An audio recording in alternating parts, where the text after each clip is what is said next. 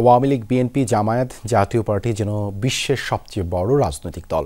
পৃথিবীর সব দেশেই তাদের শাখা আছে, এমন সমালোচনা করলেন পররাষ্ট্র উপদেষ্টা মোহাম্মদ তৌহিদ হোসেন।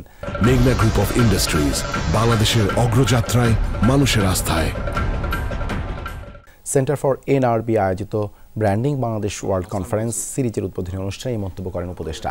বলেন, নির্বাচনের রোডম্যাপ আসলে নিরাপদ বোধ করবেন বিনিয়োগকারীরা, তাই দ্রুততম সময়ে নির্বাচন দিতে চায় সরকার। পররাষ্ট্র উপদেষ্টার অভিযোগ, অধিকাংশ মিথ্যা তথ্যের উপর ভিত্তি করে বাংলাদেশের বিরুদ্ধে অপপ্রচার চালাচ্ছে ভারতীয় গণমাধ্যম, আর সেটি ছড়িয়ে দিচ্ছে প্রবাসী ভারতীয়রা।